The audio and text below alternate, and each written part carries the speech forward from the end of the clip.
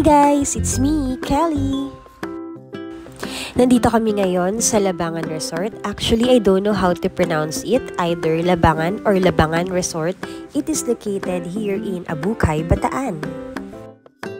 Medyo scary lang yung way papunta sa area na to kasi steep yung daan tapos medyo lubak-lubak pa pero kinaya naman. This is a spontaneous trip with my in-laws. Isa-celebrate namin ang birthday ni Kaden and ni Austin.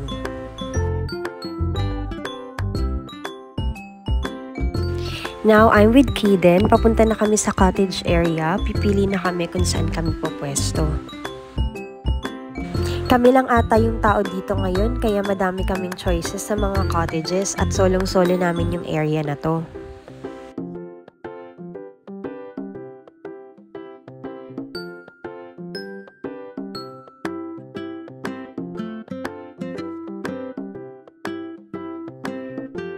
Grabe, ang ganda ng view dito. Sobrang nakaka-relax. Nature vibes na naman ang peg natin today. Mawawala talaga yung pagod at stress mo dito sa ganda ng surroundings. Nakakatuwa pa kasi kami lang yung tao dito para kami nag-arkila ng private resort. Alam niyo ba na sobrang biglaan lang ng lakad na to? Inaya lang kami ng sister-in-law ko. Tapos ayun, around lunchtime nag-prepare na kami. Then 2 PM nandito na kami sa resort. O diba? Sobrang spontaneous. Ito na nga pala yung pool area. Isa nga lang pala yung pool dito. So sa side, mababaw siya din pataas ng pataas. So ito, pabalik na ulit tayo sa cottage area. At bago yon, ililibot ko muna kayo saglit dito sa mala nature peg na vibes dito. Alam nyo, hindi ko alam bakit ako ikot ng ikot dyan. Tapos takbo pa ako ng takbo. Tuwang-tuwa siguro ako dito sa paligid ko, kaya ganyan yung mga nagiging reaction ko. Sobrang short trip lang ito, pero sobrang na-relax at nawala yung pagod namin.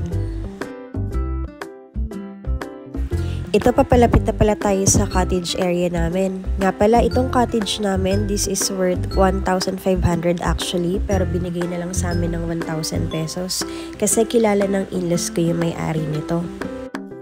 And then, yung day sim nga pala dito is 200 pesos per head for adult, pero binigay na lang sa amin ng 150 pesos kasi nga kilala nila. And also, late na din kasi kami dumating dito, around 2 PM na, kaya sobrang saglit na lang namin. Sa sobrang ganda ng vibes dito, syempre hindi naman natin kakalimutang mag-picture para magkaroon tayo ng souvenirs, 'di ba? At ito nga, magpi-picture sana kami. Yun pala, naka-video. O tignan mo naman yung asawa ko, tuwang-tuwa, 'di ba?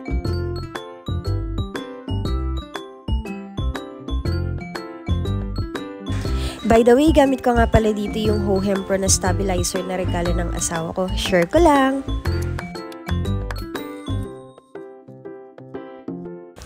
It's swimming time! Hindi na nga pala ako nagpalit ng swim attire dyan kasi wala naman nakambaon na swim attire nasa Manila. At sabi ko nga sa inyo, biglaan lang talaga to. Wait lang!